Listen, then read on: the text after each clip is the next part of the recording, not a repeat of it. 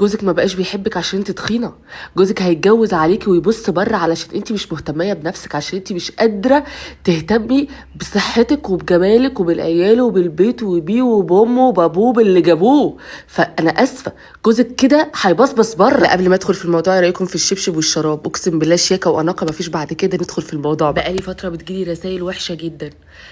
جوزك ما بقاش بيحبك، جوزك هيتجوز عليكي، جوزك بيبصبص بره، خلي بالك جوزك بيكلمني، وهاتك هاتك هاتك في الرسايل. تقولوش يا جماعة خلاص مشاكل الدنيا والعالم والكون كلها اتحلت ووقفت بقى على ان انا جوزي بيبصبص بره ولا ما بيبصبص بره؟ انتوا مالكوا جوزي وانا عايزاه يبصبص بره؟ طبعا لاول وهله خضتكم وحسستكم ان دي قصتي، بس هي مشابهه لقصتي. بس دي قصة واحدة معانا وانا مخنفه ومضطره احكيها، واحكي كمان تجربتي الشخصيه فيها. الموزه صاحبتنا بتحكي لنا ان كان كل شويه يجي لها مسجات من نفس الرقم، رقم واحد بس هو اللي بعت لها كلام وحش قوي قوي. كل ما تتصل بالرقم ده مرفوع من الخدمه، حاولت تدور عليه تجيبه ما عرفتش. طبعا انا شايفه بصراحه ان انت عندك فراغ انك تدوري على الرقم وتجيبيه، بس ما علينا. لبست حته حلوه، وقفت قدام جوزها قالت له ايه رايك فيا؟ مع العلم انها والده بقالها 6 شهور. ايه رايك فيا؟ قال لها والله انتي حلوه زي القمر. ايه الحلاوه دي؟ ايه الجمال ده؟ والراجل لسانه حلو جدا. تمام. تاني يوم قالت له ممكن تليفونك اعمل مكالمه؟ قال لها اتفضلي. خدت التليفون وتفتش فيه انها تلاقي حاجه، ما لقيتش. تمام. طبعا انا شايفه ان ده برضو قمه التخلف، بس هنكمل معاكي للاخر. انت صاحبتنا، انت حبيبتنا، احنا مش هنأذيكي. تعالي لنا يا حلوه، ده احنا هنريحوكي على الاخر. خنفه وبكح وطالع بوزي وعيني تعبانه، بس قلت والله لا اطلع اقول لكم هذه التجربه. يعني في ناس بتدخل حياتنا كده، بس والله العظيم عاملين فيها دور الطيبين اللي يا عيني واللي غلبانين وبيصعبوا علينا جدا وشايلين همهم كمان، وهم اساس الخازوق. حاولت في مره تجرجره في الكلام، تكلم مراتات صحابه، تدخل معاهم في حوارات، تحاول تفهم منهم حاجه، ليكون واحده منهم مثلا جوزها حكى لها حاجه. وده اكبر تخلف عقلي انت بتعمليه في حق نفسك وفي حق بيتك. مبدئيا مراتات صحابه اكيد لو عندهم معلومه وقالوها لك، اعرفي ان هم عايزين يخربوا برضو عليكي لسببين. اول سبب، مفيش راجل هيروح يحكي لمراته حاجه حقيقيه from A to Z. يعني ايه؟ يعني ممكن يحكي موقف جوزك عمله ليها كنوع انه يبين نفسه قد ايه هو بطل وقد ايه هو غير وقد ايه هو ما بيعملش كده، وان هي ست محظوظه بيه. يعني حاجه بيكسبوا بيها ثقه بنفسهم، ما فيهاش حاجه لما نسيرهم وطبعا وحاضر ونسقف لهم قد ايه انت راجل عظيم وقد ايه انا محظوظه بيك. مش هو عايز يوصل لكده؟ ما توصلي لكده يا وليه، مالك؟ ممكن تبقى اصلا صاحبه مرات سوري صاحبه بتغير منك اساسا. ممكن تبقى طول الوقت بتقارن عيشتها بعيشتكم، بحياتها وحياتكم بعيالكم وعيالها. فاصلا الموضوع يعني من الاخر كده، ليه تسمعي من بره؟ ليه تبقي انت عايز تجيبي الخراب لبيتك؟ ليه؟ ولو افترضنا ان مرات صاحبه دي كويسه وجميله ست محترمه، صدقيني مش هتبقى عايزه انها تقولك اي حاجه تهد بيتك او اي حاجه تحمل اي معنى وحش، علشان خاطر خايفه لحسن جوزها يعرف ان هي حكت، فكده برضه هتهد بيتها.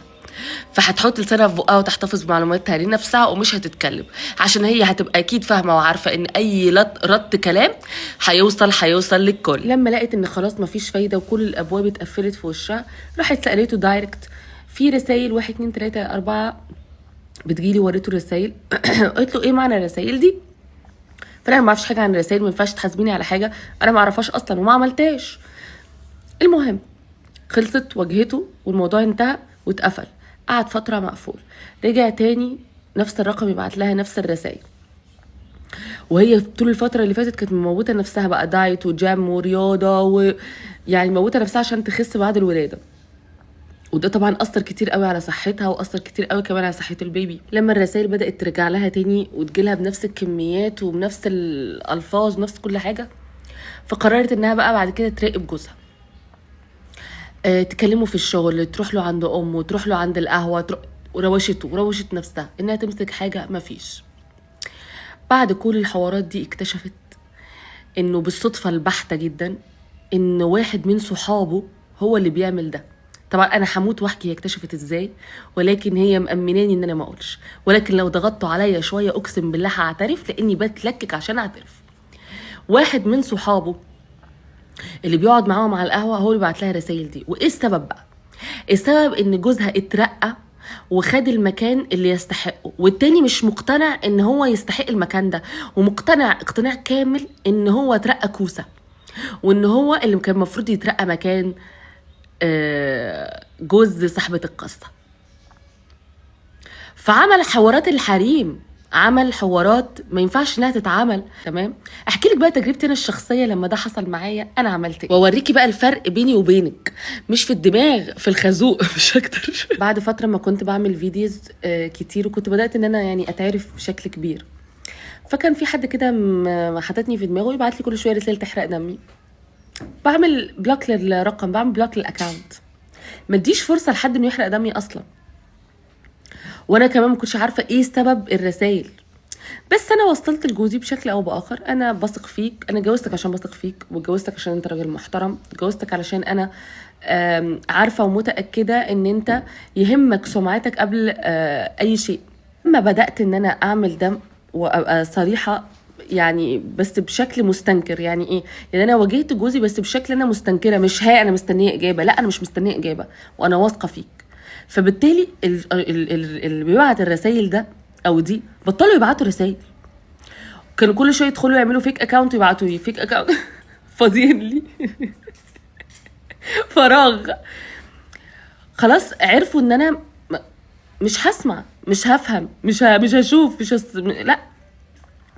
بيعمل حاجه بيعملها لنفسه، ما بيعملش حاجه بيعملها ما بيعملش لنفسه. يحترم نفسه قبل ما يحترمك، علشان هو لما يحترم نفسه بيجبر الكل على احترامه. المهم المقصود في الاخر ده كله ان في مليون حد في حياتك هيحاول يفشخلك حياتك بدون سبب، بدون مبرر. ما تديش لنفسك بقى زي ما بيقولوا الكي اللي تبقي فيه ضحيه، المفتاح اللي تعيشي بيه ضحيه. انت مش ضحيه وجوزك مش ضحيه، انت بتقرري ازاي تعيشي حياتك، تعيشيها مضحوك عليكي ولا تعيشيها فاهمه ومطنشه، ولا تعيشيها يعني عامله مش عامله تبقي فعلا عبيطه بقى. انت اللي بتقرري. ففي كل الاحوال لما يجيلك حاجه مش على هواكي وما فيش دليل قاطع ولا كانك شايفاها، ومن جواكي ما تصدقهاش، عشان هي تحمل معنيين، ومعنى ان هي تحمل معنيين ان ممكن ما يبقاش في حاجه اصلا، فده ليه اجيب الوجع دماغ لنفسي؟ فوقي كده، فوقي كده. وبعدين انت حلوه، انت لسه طالعه من ولاده، انت حلوه وانت جميله، وشيء طبيعي ان انت تبقي تخنتي، وشيء طبيعي ان انت تبقي مهمله في نفسك، ده كله شيء طبيعي. حاولي تصلحيه طبعا، انا مع ده، بس عشان نفسك، مش بس عشان جوزك على فكره، عشان انت ما تحسيش فجاه ان انت كبرتي، عشان انت فجاه ما تبصيش لنفسك في المرايه وما تبقيش عارفه نفسك. فاعملي ده عشان نفسك، واعمليه عشان جوزك طبعا، ولكن نفسك اولا. وهو لما يشوفك قد ايه بتحبي نفسك هيحبك اكتر. ودي معلومه اقسم بالله جايه لي من الكنترول، من فوق من اجدادنا.